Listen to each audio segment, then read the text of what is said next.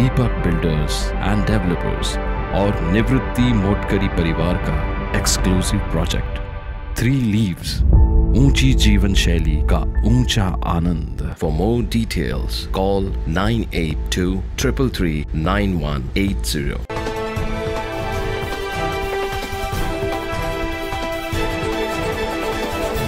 नाशिकमध्ये 1 लाख रुपयांचे ड्रग्ज हस्तगत करण्यात पोलिसांना यश आलंय। पाहूया सविस्तर बातमी। नाशिक रोड पोलीस ठाण्याच्या हद्दीतील पिंपळपट्टी रोड लगत असलेल्या भगवती लॉन्स जेल रोड या परिसरातील संशयित इसमाकडून मोफेड्रोन अंमली पदार्थ हस्तगत करण्यात नाशिक रोड पोलिसांना यश आल्याची माहिती परिमंडळ 2च्या पोलीस उपायुक्त मोनिका राऊत यांनी पत्रकार परिषदेत दिली।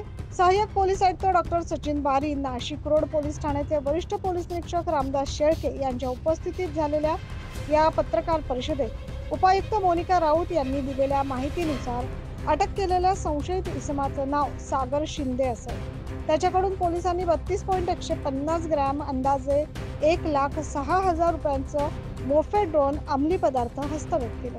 या इसमाच्या विरोधात नाशिक रोड पोलीस ठाण्यात गुन्हा दाखल करण्यात आलाय।